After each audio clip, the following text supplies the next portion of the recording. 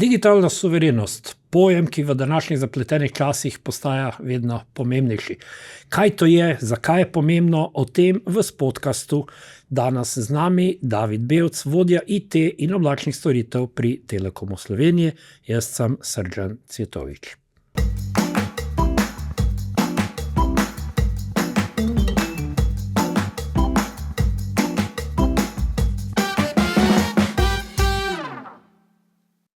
Dober dan.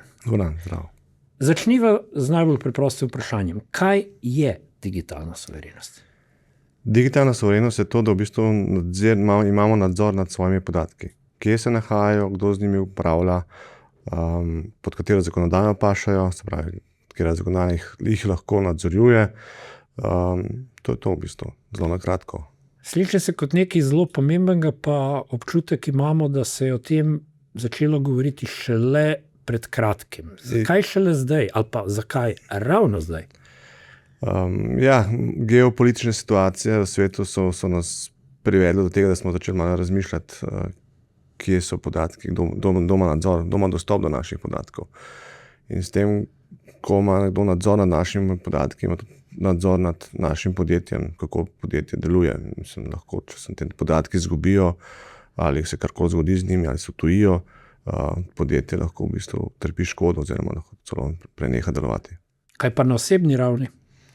Tudi seveda, tudi tle, to ne smemo pozabiti, ne. Tudi varovanje osebnih podatkov je zelo pomembno. Tudi če nekdo pride do naših podatkov na osebni ravni, imamo lahko težave.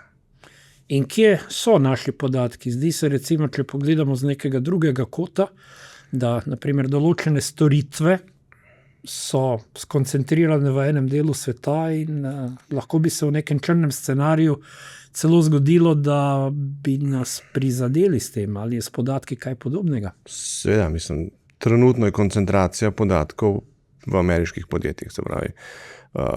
Veliki štirje imajo v bistvu največjo procent teh podatkov pri sebi. Mogoče da povemo. Microsoft, Amazon, AWS, Google GCP, Oracle, vsi ti nekako koncentrirajo podatke pri sebi. Sicer se te podatki nahajajo v veliki večini v evropskih datacentrih, ampak to še v bistvu ne pomeni, da so te podatki digitalno suvereni, se pravi, da imamo mi nadzor nad njimi, da ima evropska zakonodaja nadzor nad njimi.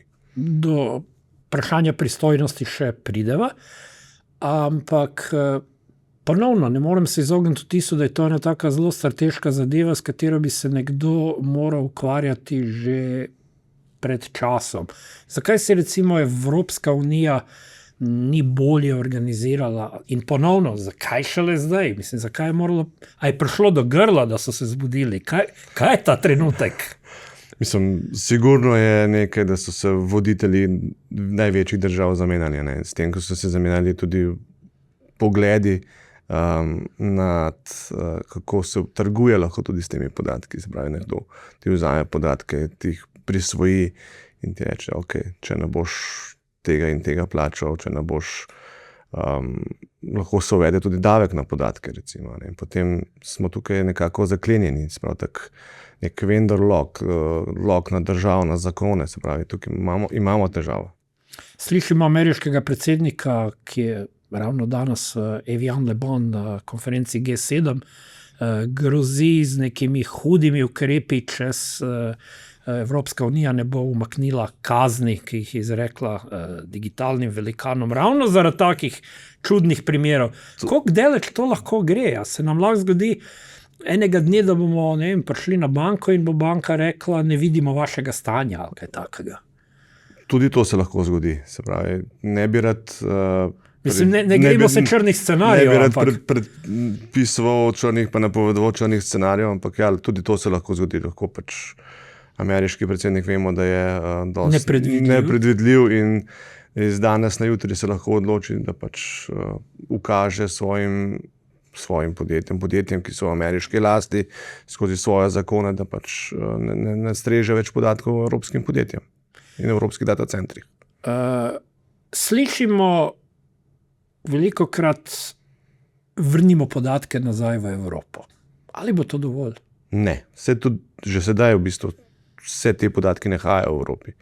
ampak nadzor nad temi podatki še vedno ni na naši lasti. Se pravi, ta control plane, ki je zelo pomemben, kdo nadzira podatke, kdo z njimi upravlja, pod katero zakonodajo pašejo, če se te podatki nahajajo v nekih večjih oblačnih storitvah oziroma v večjih ponudnikih oblačnih storitev, kot so Microsoft, Amazon, Google in tako naprej, potem imamo težavo.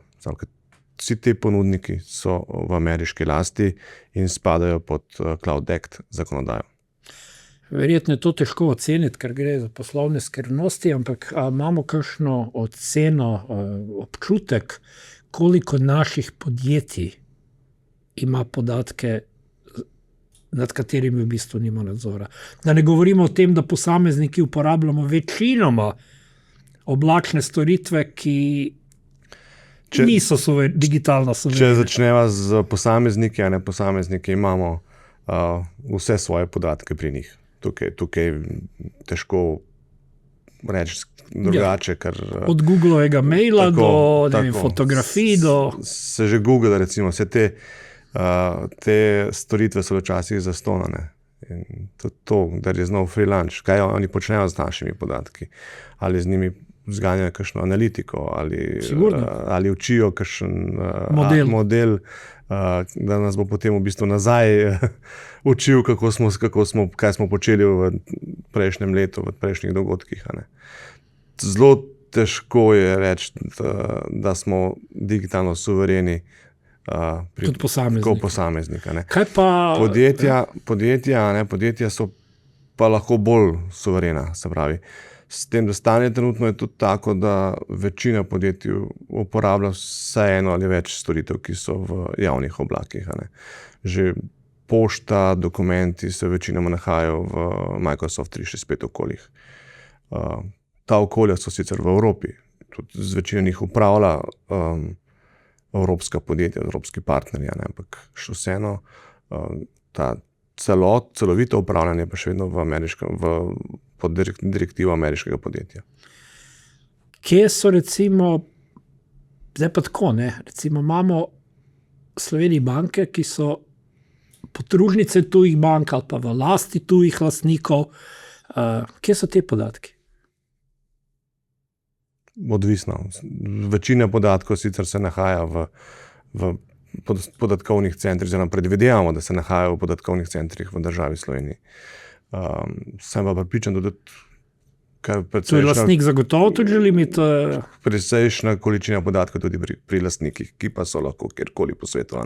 In zelo logično vprašanje, ki se pojavlja, eno vprašanje na dveh ravneh, kaj narediti, kaj ne naredi posameznik, pa še bolj pomembno, kaj ne naredi podjetje, da se mu ne zgodi kakšno neprijetno presenečenje. Kaj lahko naredi posameznik, če želi uporabljati vse te storitve, ki so na voljo, zelo težko, ker pač alternative na tem nivoju nimamo v Evropi. Zakaj recimo Evropa ni razvila alternativnih storitev?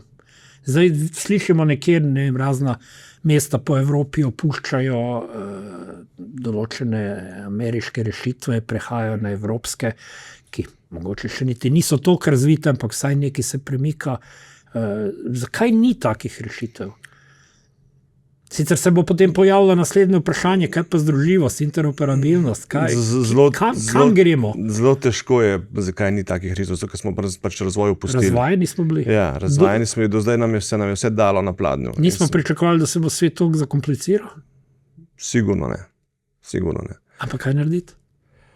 Poiskati alternative, se pravi, začeti graditi, začeti razvijati svoje rešitve. Res je, to bo vzelo nekaj časa. To ne bo z danes na jutri, ampak jaz mislim, da že včeraj je bilo prepozno, da bi začeli. Tako da nekaj je iniciativ v Evropi, ki kaže na to, da spet se premikajo stvari na boljše, da se razvijajo neke rešitve. Ampak te rešitve še daleč niso na nivoju nam poznanih rešitev. Se pravi, tukaj lastnosti teh rešitev so dosti na bazičnem nivoju, se pravi, pošta, videokonference, shranjevanje dokumentov. To ni tam, kjer smo zdaj navajeni. Ni te nivo sodelovanja na teh rešitvah ni takšno, kot je sedaj pri Microsoftu. Kakor vas razumemo, to ni samo tehnološki izziv, to je predvsem pravni izziv. Mi že lahko zdaj pripeljamo podatke na nek evropski strežnik, Ja, ampak to je pol poti ali pa še to ne. tako je. Ja. Kaj je potem še treba narediti? Mislim, treba je v bistvu tudi svetovni vendorji oziroma ponudniki oblačnih storitev so se nekako lotili tega izziva. Microsoft je naredil nek boundary, dejansko je povedal meje, kje se lahko podatki nahajajo evropskih državljanov oziroma evropskih podjetij, da se to samo znotraj evropskih data centrov. Še vedno ima izziv, ker s tem upravljajo neevropski strokovnjaki, spadajo pod neevropsko zakonodajo. Amazon zelo podobno, Amazon v bistvu je celo eden izmed bolj naprednih, je prenesel lastništvo podatkovnih centrov na evropsko podjetje, zaposluje izključno evropske strokovnjake, zelo podobno tudi naredil Oracle, ampak kljub vsemu ima ta še en problem, ki se mu reče CloudX. Oba podjetja sta v lastništvu ameriških podjetij in temu primerno pol spada tudi pod CloudX zakonodajo. Se pravi, problem je, ker karkoli naredijo, še vedno ne vidimo v zakonodaji, ki je ameriška. Kaj je potem strokovnjakom računalniškim v podjetjih za narediti? Poiskati alternativo. Alternativa je pa nek suveren oblak v Evropi, v Sloveniji, ki ima svoje data centre v lasti, s katerimi upravljajo njihov kader, se pravi evropski strokovnjaki, in tudi samo podjetje spada pod evropsko zakonodajo. Dosti govorimo o tej odvisnosti od Amerike, ampak verjetno ni Amerika edina, ki bi nas lahko skrbela. Ne, skrbi nas lahko tudi Kitajska, recimo 90% vsega hardware je narejeno na Kitajskem. Zelo velika večina je narejena tam, tako da tudi tukaj imamo izziv. Se pravi, že zdaj se vidi, ko so ameriška podjetja nekako zabremzala dobavo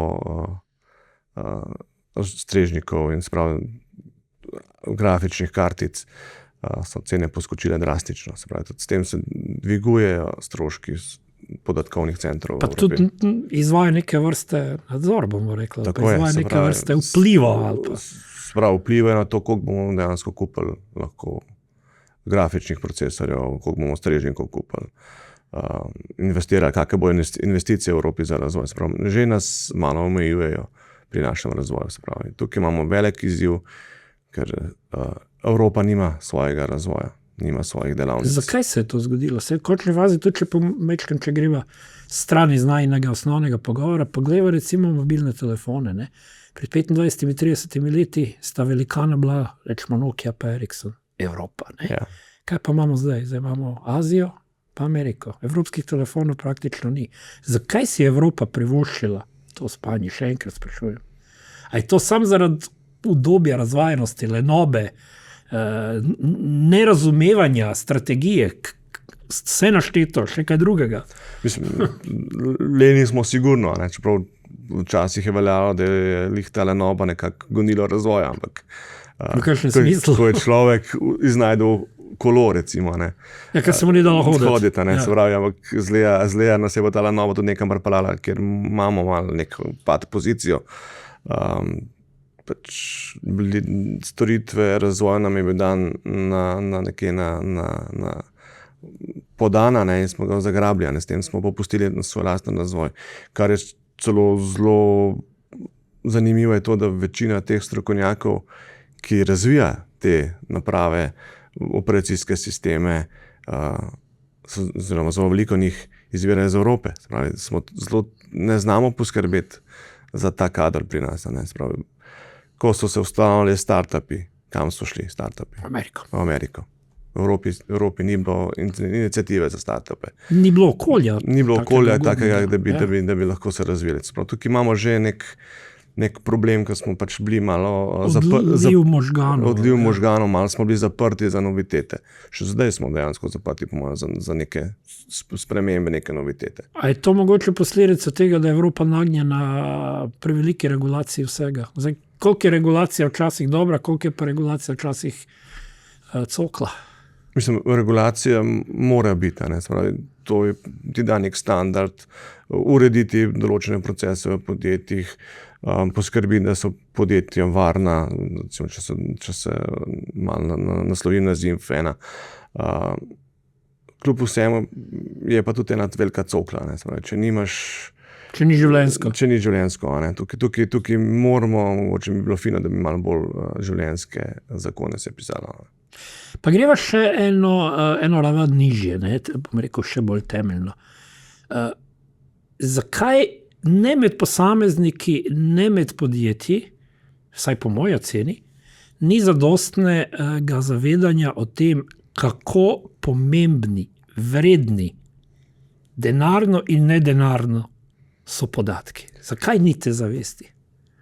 Zakaj recimo včasih, ne vem, ljudje tudi, začnimo na najbolj preprosti ravni, nepremišljeno objavljajo neke stvari na družbenih omrežjih, pa se niti ne zavedajo, kako to razkrivajo. Skozi recimo redno slišimo o pojavih, da ljudje v podjetjih na podlagi nepreverjenih e-poštnih sporočil nakazujejo ogromne vsote denarja popolnoma neznanim prejemnikom v popolnoma neznanih okoljih. Zakaj taka neodgovornost do podatkov? Zato, ker sigurno je nekaj, da vrednost podatkov, mislim, posamezniki, tudi podjetja se ne zavedajo, koliko so ti podatki vredni. Včasih v bistvu so bili poslovni procesi, proizvodni procesi tisto, kar je bilo ključno v podjetjih. Sedaj je pa tudi informatika eden izmed ključnih procesov. Se pravi, če informatika ne teče, ne deluje, če podatki niso na voljo, potem se podjetje ustavi. Se pravi, ni proizvodnje, ni prodaje, ni ničesar. Se pravi, iz IT je rato, iz podpornega procesa je rato v bistvu ključen proces.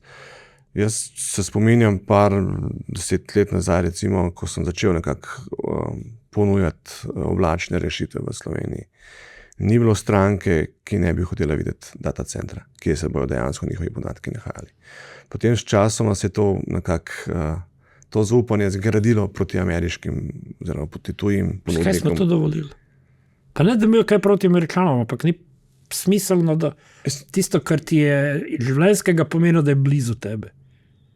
Da vidiš, mislim, da se nismo zavedali, koliko so nam dejansko ti podatki, koliko nam bodo ti podatki postali pomembni.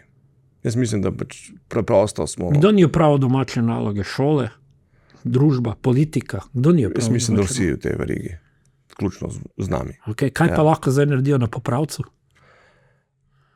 Na popravcu, da razmišljajo, kateri podatki so njim pomembni in jih preselijo nazaj v Evropo, v evropske datacentre, evropskim ponudnikom, suverenim ponudnikom, poskrbijo za nadzor teh podatkov, poskrbijo, pod katero zakonodajo tečejo. Prebrati droben tisk? Prebrati droben tisk, se pravi, prebrati tudi kakšen zakon v Ameriki in kaj pomeni kakšen zakon v Ameriki, se pravi, pod katerim zakonom lahko nekdo pride do česa. Nekdo pride do podatkov, recimo, nekdo pač prepove serviranje teh podatkov nazaj uporabnikom. Že slišam iz ozadja vprašanje, in kako naj vem, kdo je zanesljiv ponudnik? Pa so nazaj pri regulativah in standardih. Sigurno je zanesljiv ponudnik tisti, ki ima certificirane oblačne storitve. Kako se to certificira? ISO standardi so tukaj. Imamo ISO 27001, ki je standard v informacijski varnosti, potem imamo ISO 27017 in 18, ki skrbita o varnosti podatkov pri oblačnih ponudnikih. Potem imamo 9000 kot nek proces urejenosti podjetja in 22301, ki je v bistvu za neprekinjeno poslovanje. Potem je idealen scenarij, da bo vsaka država imela, bom rekel, neko decentralizirano infrastrukturo podatkovnih strežnikov. Kaj bi bilo neka rešitev, za katero bi se vi kot strokovnjak upali reči, da je dovolj varna? Že to, da dejansko je ponudnik podjetje, ki je v Sloveniji, je že to, mislim, da je to veliko. Potem, da so data centri, podatkovni centri v lasti in vemo, kje so lokacije teh podatkovnih centrov, da vemo, kdo z njimi upravlja, da vemo, pod katero zakonodajo pašajo. To je zelo veliko. Da imamo sami nadzor nad njimi, se pravi, da so tudi podatki kriptirajo za našimi ključi, se pravi, s ključi podjetij, da se tudi konstantno spremljajo podatki, da se izvaja tudi nadzor nad temi podatki, se pravi, da je ta monitoring konstanten, Ne v smislu vsebine, ampak verjetno v smislu tega, da je kibernetsko varno. Kibernetsko varnega in tako naprej, delovanja same infrastrukture, oblačne infrastrukture, ja, samo vsebino. Tako, vsebina je zaklenjena za ključi, in je kriptirana. Se pravi, mi kot ponudnik oblačnih storitev nimamo dostopa do vsebine. Na kar se mi pojavi še en pomislek. Ne? Spravi, rabiš, to je 24/7 dela. Tako je. Rabiš strokovnjaka, ki bedi nad vsemi temi podatki, ki zagotavlja visoko raven kibernetske odpornosti, bolj ko so podatki občutljivi, bolj ga nek pridiprav hoče imeti in tako naprej. Kdo si lahko privošči tako kakovostno storitev? Mislim,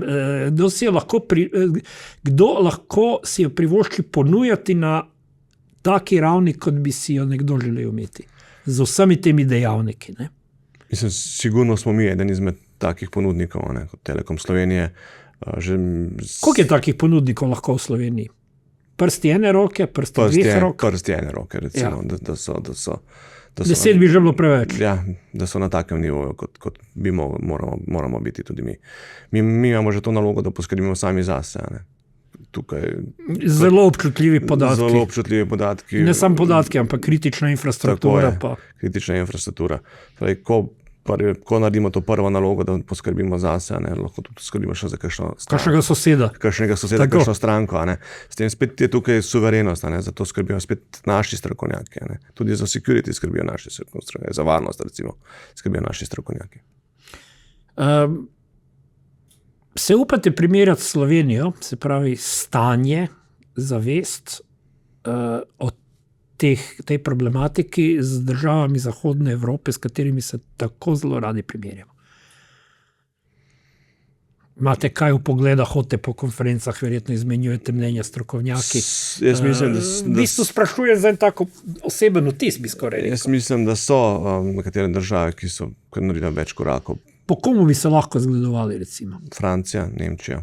Ja, Francija tudi ima, so zelo ostri do raznih odstopanj, spremljamo. Ja. Francija ima svojo rešitev za nadomestilo M365 okolic, Microsoft 365, ima svojo rešitev za LLM, se pravi za AI.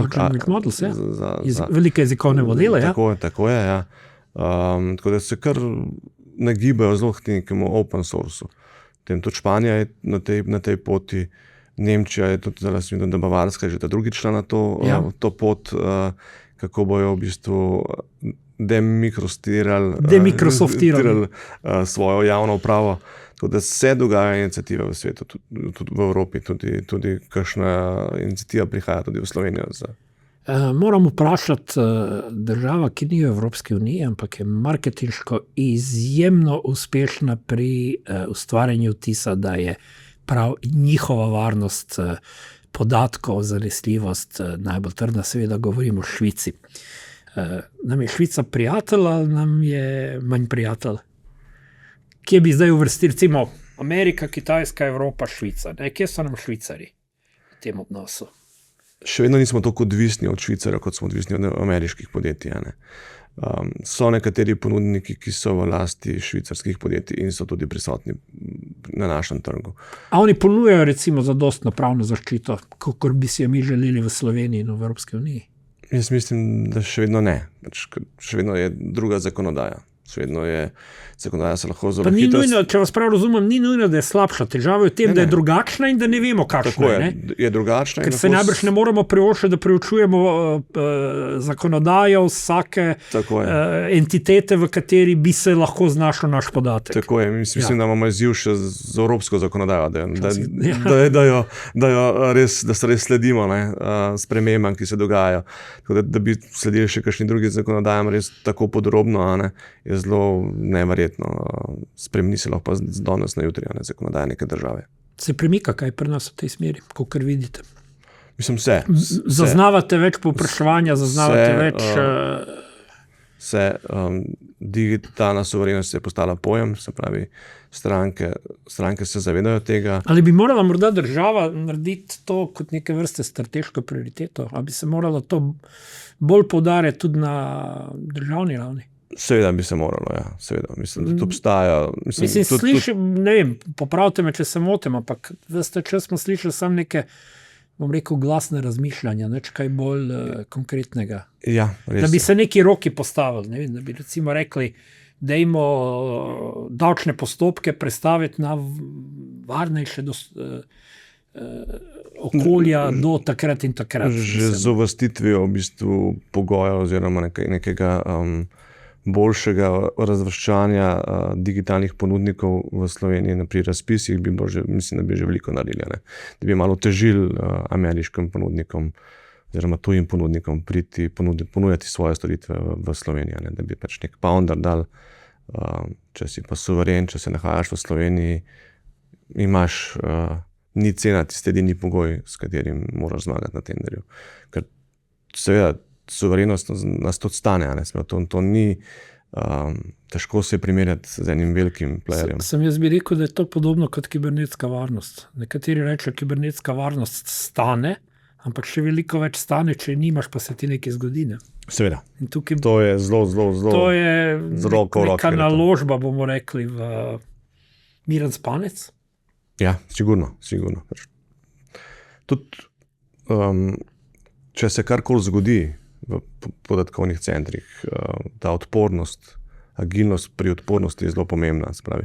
Imeli smo že par primerov, ko so ta veliki playerji oziroma te veliki hyperscalerji imeli težave, se je zgodil velik izpad. Koliko servisov je bilo takrat down, koliko storitev je bilo takrat nedosegljivih. Včasih vpraša, niso imeli neke, bom uporabil slovensko besedo, čezmernosti, redundance. So stvari, ker 5-9, to se pravi 99,999% je še premalo. Ja. Lahko gre za življenje, lahko gre za... Ni to nekaj nedolžnega. Zelo velikokrat se je zgodilo, da so dejansko padali na zelo bazičnih storitvah. Da. Ja. In ponovadi so, ne vem, ko so v Španiji ostali brez elektrike, je bilo nekaj zelo banalnega. Ja. Konec koncev, ne? Se pravi, celik to je pa ta izziv, ker ta operativnost mora ratati v bistvu. Koliko smo ranljivi v bistvu? Kaj pravite na tisto izjavo, se zelo malo skačemo od podatkov tudi na kibernetsko varnost, ampak jaz mislim, da bi se vsak moral zavedati tiste zelo preproste izjave, da ni vprašanje, ali se bo nek napad, neka nevšečnost v digitalnem svetu zgodila, ampak je samo vprašanje, kdaj se bo zgodila in ali smo na njo pripravljeni. Sigurno, samo to je v bistvu. Trenutno ni več vprašanje kdaj, ampak samo kdaj in kako. Torej biti korak pred tem, ne? Vedno moramo poskušati biti korak pred tem, spremljati naše sisteme, jih dejansko konstantno nadzirati, kaj se dogaja z njimi, uloviti vsako anomalijo, ki se zgodi v sistemu. Iz znanih кейsov, ki so se zgodili v Sloveniji, je bil vedno napadalec nekaj časa prisoten v okolju in je puščal sledi. Če bi ta najbolj učinkoviti so oni, ki so, bom rekel, sredi belega dneva se nekam približali nedolžno in potem, ko so začutili trenutek udara. Potem so počakali na ta pravi trenutek. Vedno so se zgodili napadi pred prazniki, zadnji petek pred prazniki. Ko pričakuješ manjšo odzivnost. Tako je, ko pričakuješ manjšo odzivnost, takrat so se ponovadi napadi zgodili. Ja. No, malo smo se že dotaknila, tako posredno, ampak mogoče za zaključek pogovora. Še enkrat mogoče, da izpostaviva v 2-3 stavkih, zakaj je digitalna suverenost pomembna, kaj narediti zdaj, kljub temu, da tega nismo naredili prej, pa bi morali, in mogoče se še dotakniti torej na posameznih ravneh, kaj komu za narediti. Se pravi, še enkrat, posameznik, podjetje, ponudnik, država. Nekako te 4 vstopne točke bi jaz predlagal. Jaz mislim, da se moramo vsi zavedati, da so podatki pomembni. Se pravi, večkrat sem že slišal, da so podatki data is new oil, se pravi, da podatki so nova nafta.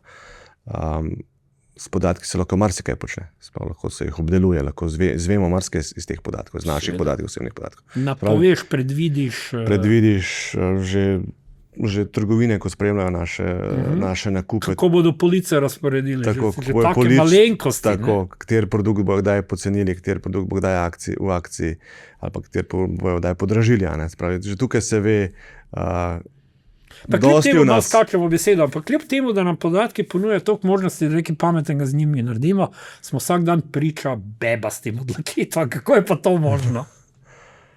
Zato nam vedno nekaj ponuja v zameno. Se pravi, vedno, če govorimo pač na nivoju posameznika, vedno dobimo nekaj več v zameno. Ne? Ali pa vse mislimo, da dobimo. Ali nam pa prodaja tako. Ja. No, tako. Da, vrniva se na. Ja. Tako da pač podjetja se bojo mogla zavedati, da pač podatki so tisto, kar jih poganja. Če nimamo podatkov pri sebi, če ne vemo, kdo upravlja s podatki, če ne vemo, kje se podatki nahajajo, v katerih podatkovnih centrih, kateri strokovnjaki z njimi delajo, pod katero zakonodajo, imamo lahko velik problem. Ta problem lahko pomeni tudi izpad poslovanja, izpad ogromne izgube. Dejansko tudi marsikatero podjetje. Izgube delovnih mest tudi. Tako je. Marsikatero podjetje tudi prenehalo s poslovanjem zaradi tega, ker so izgubili podatke. Lahko se odtuji količina denarja zaradi tega. Prav, tukaj je res, kaj se lahko zgodi, je lahko veliko. Da to preprečimo, moramo vedeti, kje so podatki v določenem momentu. Kje se nahajajo. Bolje poznati tok svojih podatkov. Tako je, bolje poznati tok svojih podatkov. Kot rad vemo, kje imamo denarnico, kjer je žepu. Tako je, tudi nekako klasificirati podatke. Imamo podatke, ki so bolj pomembni, imamo podatke, ki so manj pomembni. Podatki, ki niso pomembni, lahko grejo v javne oblake. Z njimi ne more nihče nič kaj veliko narediti. Kdo bo to določil, recimo? To so poslovne odločitve, tehnološke odločitve? Ne, to so sigurno poslovne odločitve. Spravi, nad tem mora pač skrbeti celotno vodstvo podjetja. Spravi, jaz mislim, da je odgovornost tukaj od menedžerjev do zaposlenih v podjetju, da poskrbijo, kje se podatki nahajajo. Pa z izjemo tehnoloških menedžerjev, a se vam zdi, da vodstva, pa ne govorim samo v Sloveniji, imajo zadostna znanja in zavest o tem? Jaz mislim, da se je zelo veliko naredilo na tem področju. Da se z raznimi izobraževanji menedžerjev vodstva nekako ta kultura seli iz vodstva dol proti zaposlenim. Tudi samo izobraževanje zaposlenih. Bi moralo biti prisotno tudi na ravni zadnjega v verigi operativca. Ne? Sej je. Operativc bo pritisnil enter. Ne? S tem, ko se je vodstvo začelo zavedati, da je to pomembno, se tudi nas posveča nekaj sredstev za samo izobraževanje zaposlenih. David Bevc, vodja IT in oblačnih storitev Telekom Slovenije. A bi morali še kaj dodati, preden skleneva najin današnji pogovor? Lahko samo dodam, da bodite pozorni, ki puščate vaše podatke. Tako preprosto se sliši, ampak pot je pa verjetno kar dolga. Mogoče samo še to. Kdo ljudem, strokovnjakom, ki bi morali več vedeti o tem, lahko ponudi ustrezne napotke, smernice, navodila? Že to, da če se oglasite do nas, vam bomo zelo enostavno, zelo hitro znali nekako podati smernice in vas usmeriti v pravo smer, da bojo vaši podatki varni, da bojo vaši podatki, da boste vedeli, kje se nahajajo in v bistvu, da nekako vam pomagamo klasificirati tudi podatke med pomembnejšimi in manj pomembnejšimi, da poskrbimo, da je vaše podjetje tudi v bistvu odporno na izpade oziroma da poskrbimo, da je odpornost del vašega IT okolja. Hvala lepa. Hvala lepa vam.